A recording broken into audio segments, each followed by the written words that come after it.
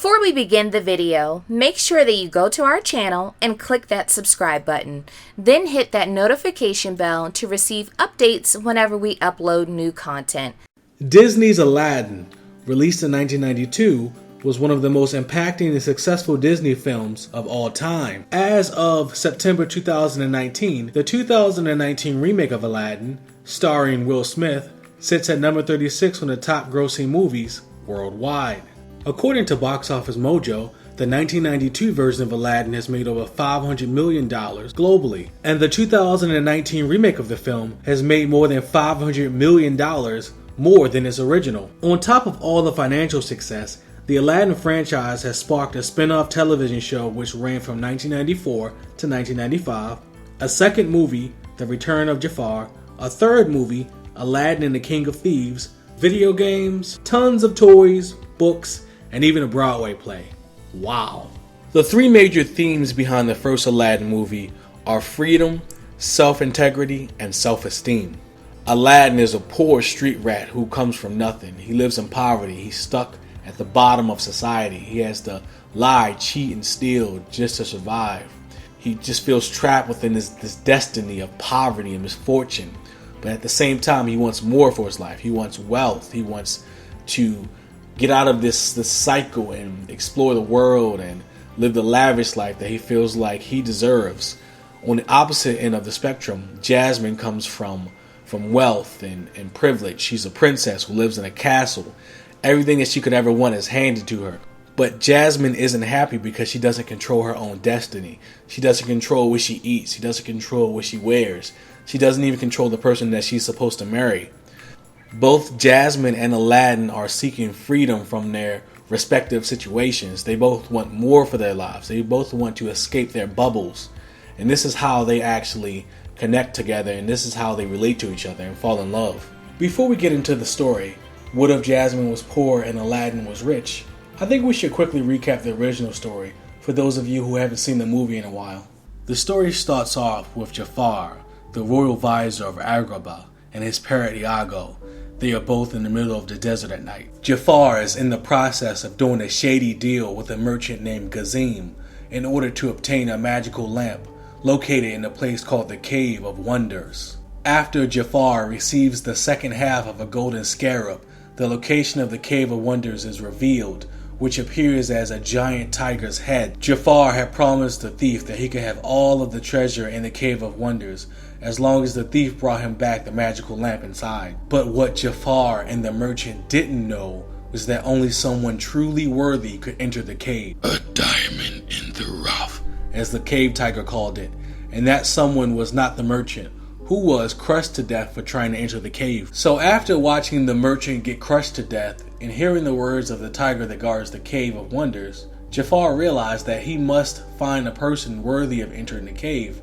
And in the original story, that person turns out to be none other than Aladdin. We shift to our very first scene of Aladdin and his pet monkey Abu, who is in the middle of running away from guards after stealing a loaf of bread. This scene is meant to basically show Aladdin's current life situation. He's living in poverty, he has to fight every day to survive, but at the same time he's positive and optimistic. On the surface, Aladdin appears to be nothing more than a street rat and a thief, an orphan that was abandoned by his parents and society. But internally, Aladdin is a good guy. He's heroic, he's brave and selfless, he's optimistic and adventurous. We get to see his selfless side when he gives other orphans the loaf of bread that he stole in order for them to survive. Then we get to see Aladdin's courageous side when he saves that same pair of orphans from being trampled to death by a horse owned by some prince. Moving on, we progress to a scene with the Sultan, who is the ruler of Agrabah and the father of Princess Jasmine. Prince Ahmed is storming out of the palace after being bitten by Jasmine's pet tiger, Raja. There is an ancient law on the books that requires Princess Jasmine to marry a prince by her next birthday, which is in 3 days. But Jasmine keeps pretty much rejecting every prince that comes her way and tries to win her over. Jasmine is completely against this whole arranged marriage ordeal because she, for one, wants to marry somebody that she actually cares about and loves. She doesn't want to be with some snobby prince that doesn't really care about her and only sees her as an object to collect, like a trophy. And two, Jasmine wants to be in control of her own life, her own destiny. She wants to be independent. She wants to be unrestricted from the rules and obligations that a princess has to deal with.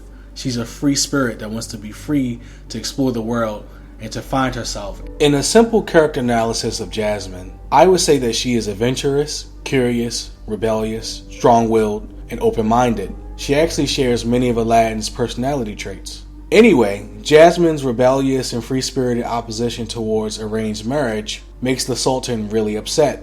The Sultan knows that he's getting older and wants Jasmine with a good husband who will take care of her after he passes away. So the Sultan goes to Jafar for advice on what to do with Jasmine and how to get her to go along with the arranged marriage ordeal. But Jafar, being the amoral psychopath that he is, doesn't really care about anything but power and control, and doesn't give the Sultan any real advice.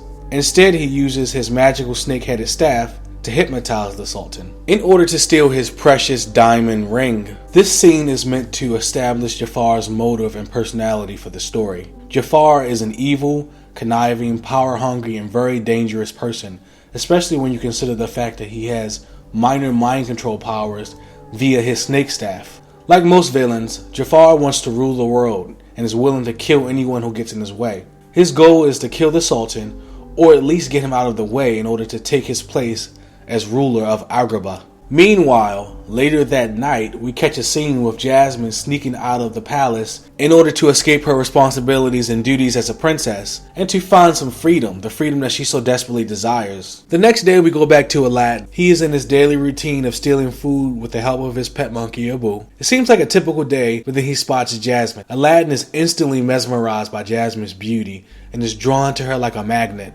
Jasmine, being sheltered and privileged her entire life, has absolutely no clue of how the outside world works.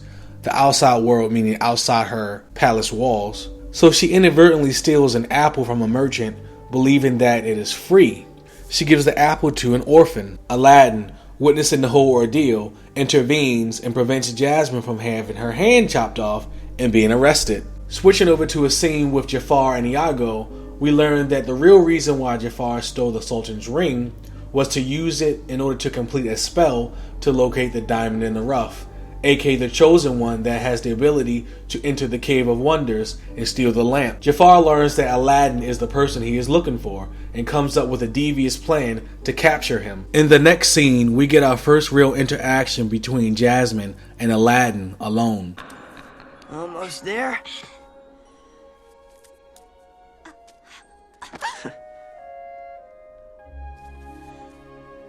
I want to thank you for stopping that man. Forget it. So, this is your first time in the marketplace, huh? Is it that obvious? Well, you do kind of stand out. I mean, you don't seem to know how dangerous Agrabah can be. I'm a fast learner. You can see right off the top that they have lots of chemistry together, despite being from opposite ends of society. They both feel trapped in their current situations. They both feel like slaves to their destinies. They both are seeking freedom from their current situations, freedom to be who they are and to find themselves. And a quote that always comes to my mind when I see this scene is, "The grass isn't always greener on the other side." Aladdin believes that being rich and wealthy and powerful will pretty much solve all of his problems. And Jasmine believes that escaping her duties as a princess will solve all of her problems. So in a way, they kind of want what the other has. But what they start to realize in this scene is that no matter where you come from or your current life situation or position, everybody has problems. Jasmine tells Aladdin that she ran away from home because her father is making her get married. Aladdin thinks that that is awful and wants to help her in any way he can. They're flirting with each other really hard in this scene. And so they finally both lean in to give each other a kiss, succumbing to their temptations. But before they can complete their kiss and lock lips, Jafar's guards come in and arrest Aladdin. And Aladdin is shocked to find out that the woman he's been dealing with is none other than Princess Jasmine of Agrabah. Angry and confused, Princess Jasmine later confronts Jafar to find out why he had Aladdin arrested. Jafar lies to her and pretty much says that he thought that Aladdin was kidnapping her. And because of this alleged kidnapping, Jafar says that he had Aladdin executed for his crimes.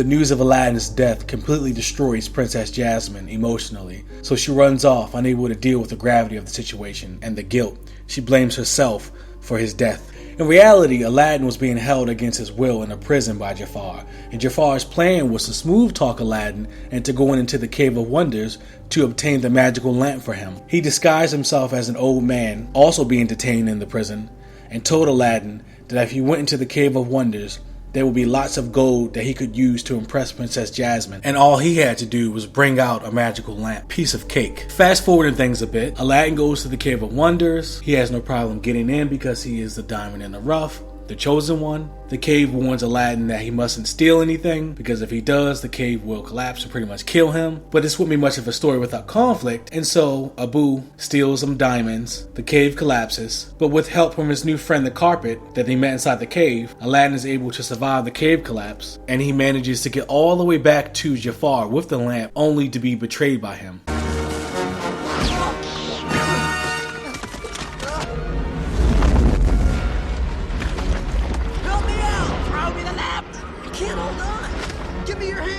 First, give me the lamp!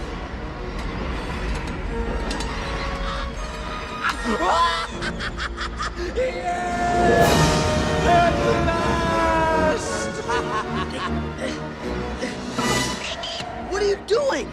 Giving you your reward. Your eternal reward.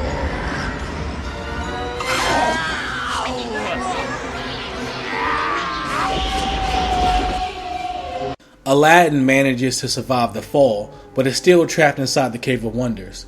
He realizes that Abu was able to get the lamp back from Jafar, so Aladdin rubs the lamp and the genie emerges. The genie is introduced to the story. Genie tells Aladdin that he has 3 wishes, with a few limitations. He can't bring people back from the dead, he can't make people fall in love, and he can't kill people. Aladdin uses a bit of reverse psychology and he tricks the genie into getting him out of the cave without using any of his wishes. Back at the palace, the Sultan is doing his very best to smooth things over between Jasmine and Jafar, but it's no use, as Jasmine hates Jafar and promises to remove him from the palace after she is queen. Believing that Aladdin is dead and the Cave of Wonders is gone, Iago comes up with a plan to trick the Sultan into allowing Jafar to marry Jasmine. If he can't use magic to become Sultan, he'll do the next best thing, which is marrying Jasmine and then killing her, taking over as the sole ruler of Agrabah. Shifting back to a scene with Aladdin, he talks with the genie and promises to use his 3rd wish to free him, but for his first wish, he uses it to become a prince. Jafar then hypnotizes the Sultan into ordering Jasmine into marrying him against her will, but is interrupted by Aladdin's grand entrance into the palace as Prince Ali Ababwa. Initial reactions? The Sultan likes him, Jafar hates him, and Jasmine thinks he's just a typical prince that sees her as nothing more than an object. Skipping forward, Genie tells Aladdin to stop trying to be someone he's not, just be himself, but Aladdin is so insecure about his background and coming from poverty and coming from being a street rat that he thinks he's not good enough to be with Jasmine. We then move on to the famous A Whole New World scene and song, which is my favorite part of the entire movie. And this song was all about freedom to be yourself and to explore the world around you. And this is actually a pivotal point in the movie where I feel like Jasmine really falls in love with Aladdin and they really connect. And she really realizes that this is the person that she wants to be with. Jasmine starts to catch on that Prince Ali is Aladdin, and Aladdin is so insecure about his background and coming from poverty and being a street rat that he just continues to lie about who he really is. He's having an identity crisis. And this is one of the things I talked about in the beginning of this video, one of the morals and themes that this story really touches on hard, and that is self-integrity. Aladdin is so embarrassed about who he really is that he has no self-integrity. Like he's pretty much just, he hates his background. He feels like he's not worthy to be with somebody like Jasmine. But after kissing Jasmine goodnight, Aladdin finally believes that his future is looking bright. Then, out of nowhere, Jafar's goons knock out Aladdin and toss him into the ocean, attempting to assassinate him. For the first time in my life, things are starting to go right.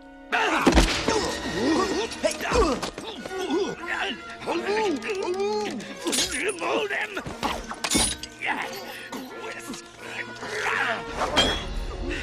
I'm afraid you've worn out your welcome, Prince Abubu.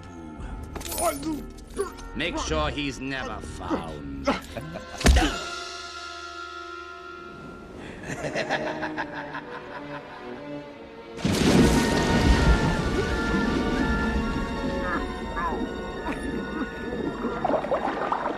The genie saves Aladdin's life, which uses up his second wish. Aladdin goes back to the palace and confronts Jafar and breaks his snake staff, which pulls the Sultan out of hypnosis. Jafar escapes and manages to find out that Prince Ali is Aladdin. He then devises a plan for Iago to steal the magic lamp back from Aladdin. Aladdin, realizing that marrying Jasmine means becoming Sultan, starts to have serious doubts about himself. Am I good enough? Can I really do this? Am I smart enough? Aladdin starts to believe that he will be nothing without the genie, just a valueless street rat, not even realizing that Jasmine doesn't care about his background. She loves him for who he is, his personality, and all of the things that makes him different from her. So Aladdin goes back on his promise to use his third wish to free the genie. Iago steals the lamp from Aladdin and gives it to Jafar, and the first thing that Jafar wishes for is to become Sultan. His second wish is to become the most powerful sorcerer in the world. So Jafar exposes Aladdin for who he really is, just a regular guy living under misfortune and poverty. Jafar then uses his newly found powers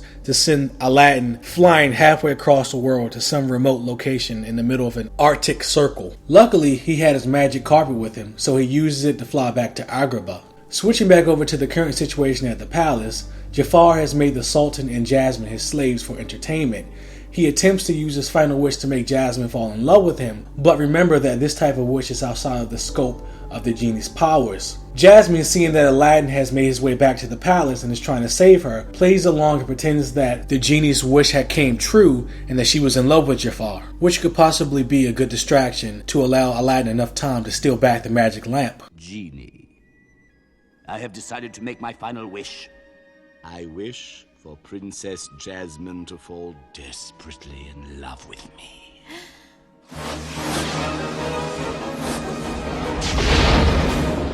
Master, there are a few addendas, some quid pro quo. Don't talk back to me, you big blue lout! You will do what I order you to do, slave.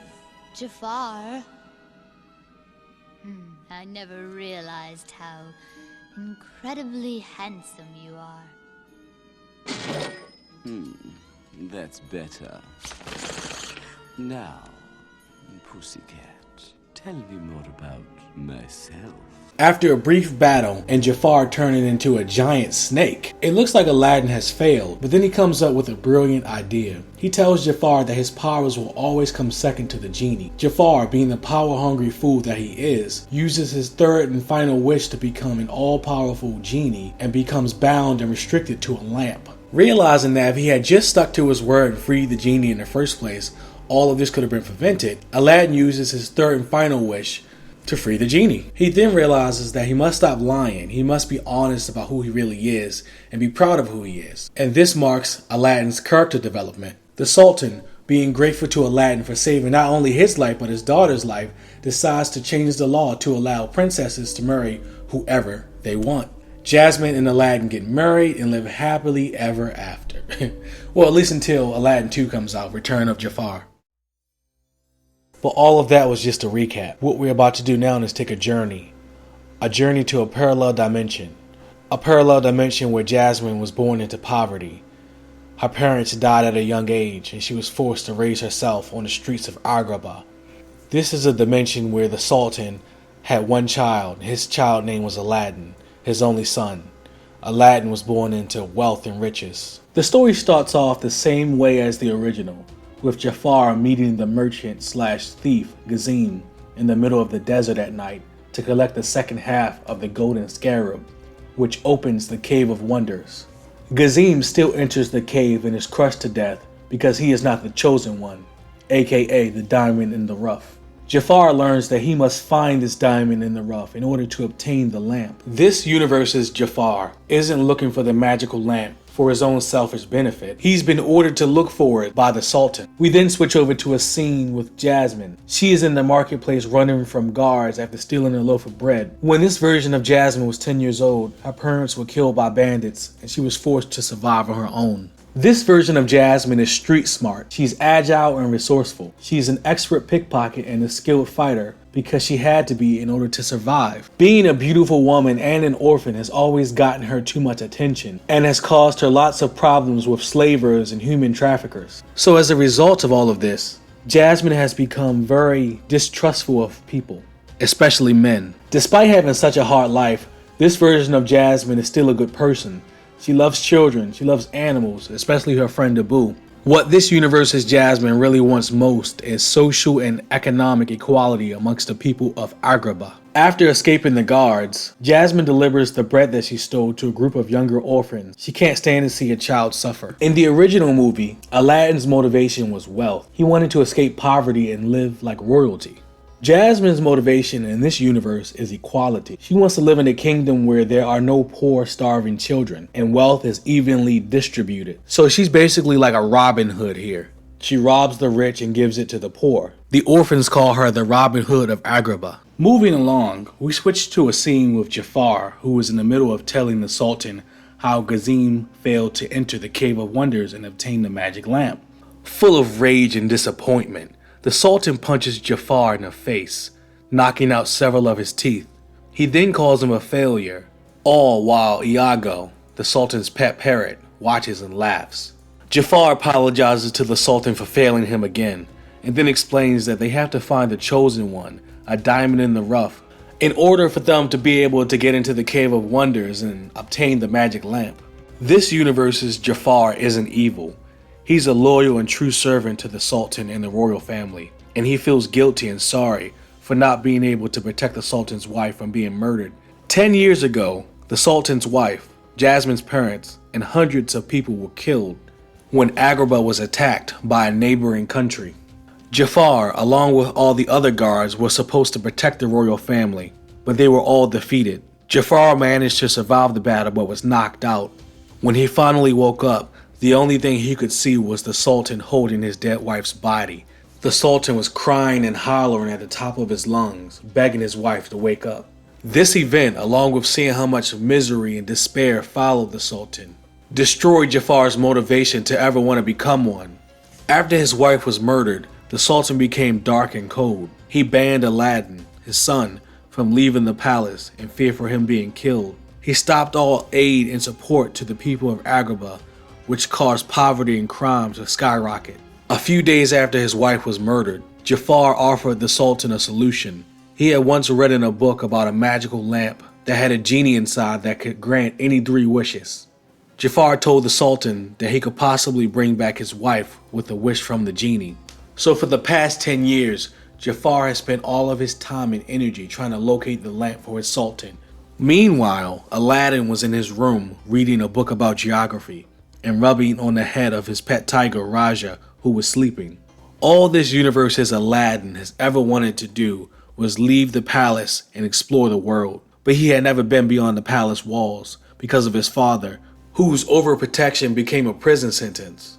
After his mother's death, the Sultan pretty much abandoned his role as a father to Aladdin and left all of those type of responsibilities to Jafar. The Sultan became obsessed over finding the magical lamp and revenge. But Aladdin had had enough. Today was his 18th birthday and he was going to sneak out of the palace and never come back. He wanted freedom. Switching back to Jasmine, she was in the middle of getting dressed, all black clothing tonight. Jasmine had ran out of rich families to steal from, and there was only one left in town that she could think of, and that was the palace where the Sultan lived. The Sultan's palace was the most heavily guarded place in the entire city, but Jasmine had no choice, because the orphans that she cared for were running out of food, medicine, and shelter. Jasmine patted her pet monkey Abu on the head and told him to stay put before climbing out the window. This job was way too dangerous, and he'd just end up getting in the way, she thought. After jumping across a few dozen building tops, through the darkness of the night, with only the stars giving her any visibility, Jasmine finally reached the palace. Being highly skilled in stealth, climbing, and hiding, Jasmine manages to break into the palace pretty easily. She had heard rumors from thieves and merchants around town that the palace contained a large treasure room in the basement, so she headed there first. At the same time, Aladdin was coming out of the sparring room located in the basement. Jafar had made him learn how to fight, and he trained him every day for the last 10 years because he wanted him to have the ability to protect himself. if the palace ever got attacked again. Aladdin had caught a glimpse of someone standing in the shadows, and he ran over extremely fast before the figure could react. He grabbed the figure's arm and ripped off their mask. He locks eyes with a beautiful dark-haired woman and just stares at her, just in perfect awe of her beauty. All of his training was telling him to kill her, but he couldn't. She was just too beautiful to even think about hurting. Jasmine breaks out of Aladdin's grip and starts to run away. A chase begins. They both run all the way out of the palace, jump across rooftops, bob and weave through the marketplace, looking like a cat and mouse playing tag through the night. They eventually reach a dead end, an alley far away from the palace, dark and secluded. There was a group of guards somewhere far behind, but they just couldn't keep up with Jasmine and Aladdin's stamina. "Look, I promise I won't hurt you. Just tell me who you are. Tell me your name, I have to know," Aladdin says, as Jasmine backs into a wall. But before Jasmine can even respond, both her and Aladdin are surrounded by a gang of thieves and killers, which control this part of town. Aladdin slowly looked around and took count. There were men on top of buildings and looking out of windows and standing everywhere. They were surrounding him and Jasmine, in every direction he could see. He counted 40 men, and he knew he should have been afraid, but he wasn't. He was actually having the time of his life. Aladdin laughs and then it slowly simmers into a smile. This will be nothing compared to his training, he thought. He tells the nameless woman behind him, who is terrified, to stand back and that he'll protect her. So Aladdin begins fighting the men one by one, and Jasmine just looks on in shock at how skilled of a fighter he actually is. This was completely unexpected. Meanwhile, back at the palace, the Sultan is in the middle of performing a spell that will help him locate the Chosen One, aka the Diamond in the Rough. Jafar looks on, completely startled, as the spell shows an image of Aladdin in the middle of an alley fighting street thugs. A guard then runs in and interrupts the Sultan and tells him about the situation with a thief breaking into the castle and Aladdin chasing her. The Sultan just stands there for a minute, staring at the guard as 1,000 things ran through his mind. Then he finally broke silence and laughed. He pointed to Jafar and told the guard to arrest him. You can't do this," Jafar screams. "He's your son. He might die if he enters that cave." "I'm not going to let you get in my way and try to protect him," the Sultan replies. "If that boy has to die in order for me to get my wife back, then so be it. He's never been useful to me anyway. Guard, take him away." The guard then proceeds to lock up Jafar in the palace dungeon. Then the Sultan orders all guards to locate Aladdin and kill the thief that broke into the palace. And once Aladdin is located and apprehended, he's to be brought to the desert to open the Cave of Wonders. Switching back over to the scene with Aladdin, he successfully manages to fight off many of the bandits and thieves, while many of them simply ran away when they saw how skilled he was as a fighter. Jasmine is going through an entire mixed bag of feelings because she had never had a man protect her before. This is brand new, and she's pretty much shocked and confused that a man would even do this for her. At the same time, she's feeling attracted to Aladdin. She feels safe around him, and it's conflicting with all of her experiences that she's ever had with men. She's starting to realize that Aladdin is not a typical guy. He's special. He's different. Aladdin turns around and apologizes for it taking so long. Then he takes a deep breath and smiles. He asks Jasmine her name again, but she ignores him and leans in and kisses him. This is both Aladdin and Jasmine's first kiss, and it's magical. "I'm Jasmine," she says. "And I'm Prince Aladdin," he replies. They stare at each other for a few seconds, each one not sure of what to say or do next. But before they even have a chance to reply, both Jasmine and Aladdin are surrounded again, this time by palace guards. Aladdin laughs and looks around a bit. All the guards have serious faces. "If you guys would have just came maybe 5 minutes earlier, you could have..." But before he can finish his sentence, a guard pulls out a sword and holds it against his throat. "Come with us or Jafar dies," a guard grunts. Aladdin started to get a little nervous because there were at least 30 armed guards with swords, and he knew he couldn't fight them all off and protect Jasmine at the same time, not with these weapons. Aladdin looks over his shoulder, attempting to get a quick glance at Jasmine, but she's gone. He follows the directions of the guards, knowing full well that his father is behind this mess.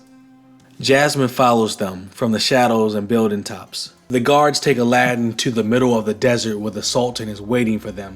"Father, why are you doing this?" Aladdin exclaims. In a cold and emotionless voice, the Sultan begins to explain the situation to Aladdin. He talks about the Cave of Wonder and its true purpose. He talks about how Gazim got killed trying to enter. He tells Aladdin how useless he's been as a son, and how getting him this lamp could make up for it. He threatens Aladdin and tells him that if he's not out of the cave within 2 hours, Jafar is dead. And he ends by explaining that he'd sacrifice anybody or anything, even his own son, to bring his wife back. Angry and hurt by the Sultan's words, Aladdin just considers running away right now, just escaping from the guards and running away. But then he begins to think about Jafar and how much he respects Jafar and sees him as a father figure and cares about him and doesn't want him to get hurt.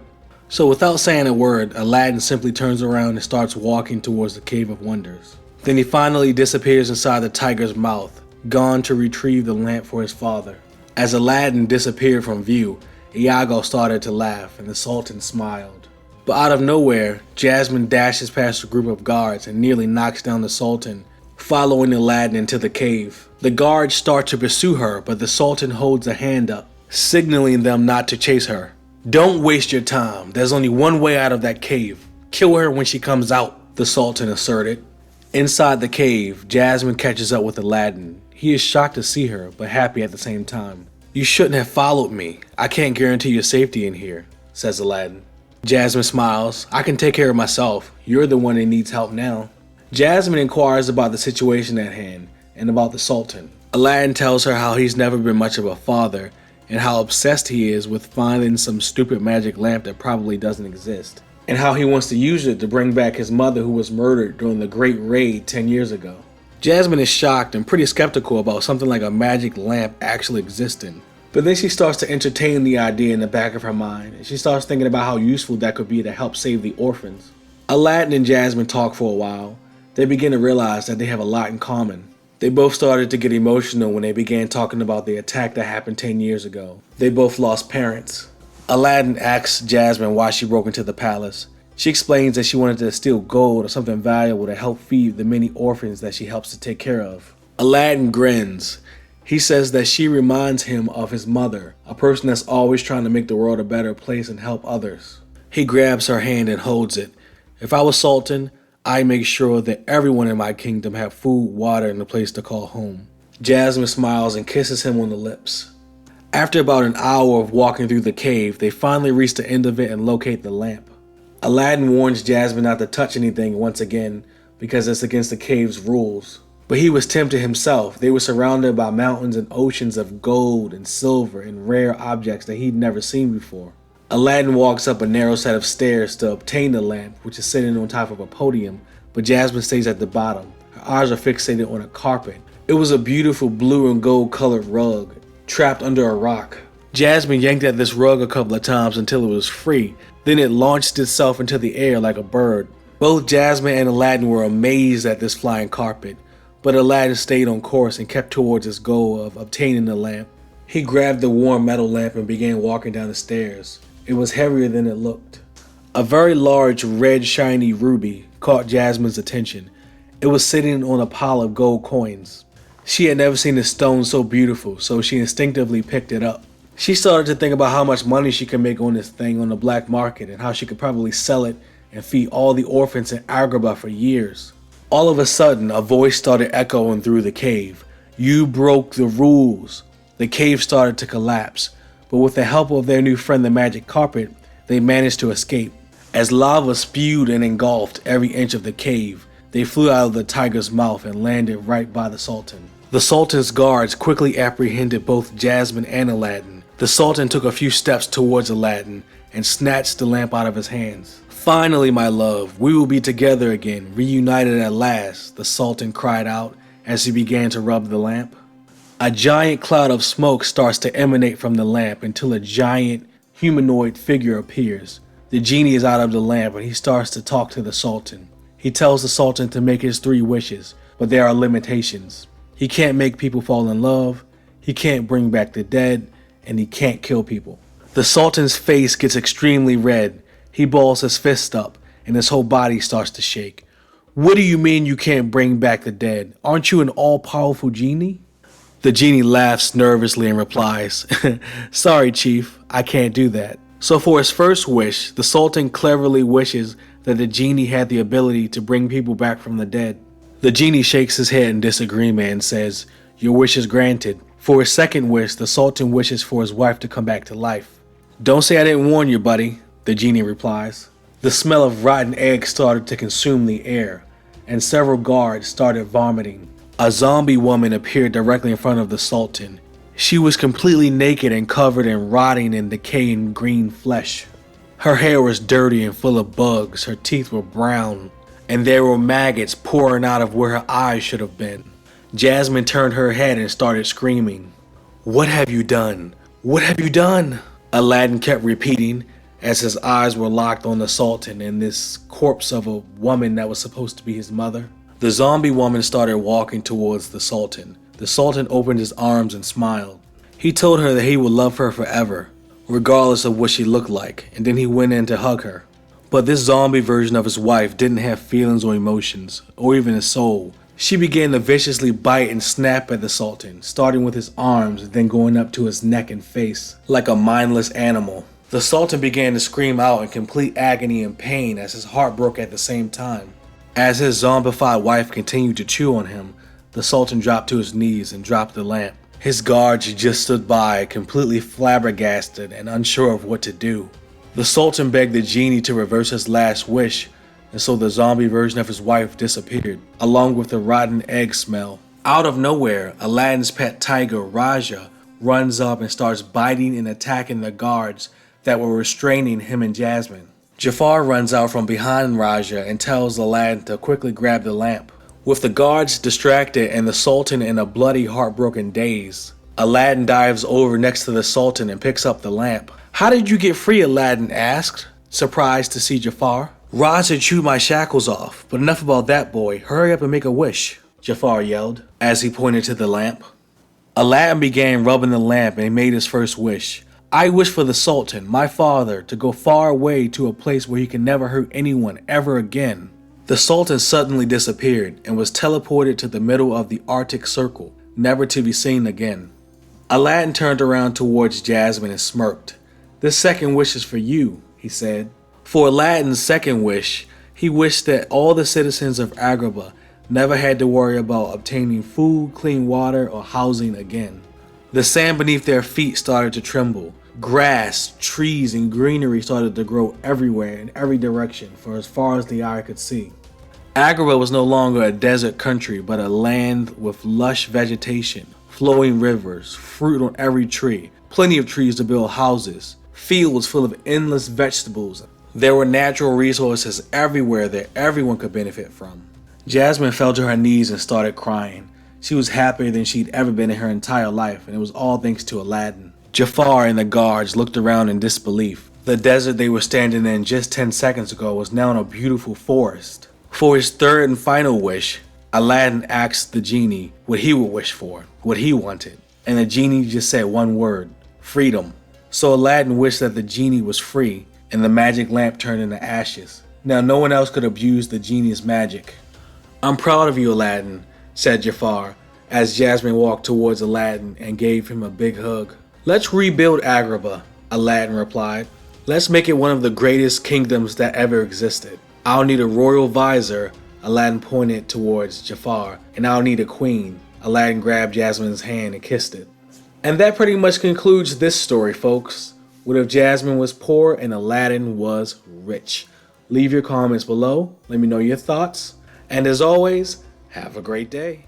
If you like this video, hit that thumbs up button and make sure to subscribe to our channel. We put out fresh content every Wednesday. Thanks for watching.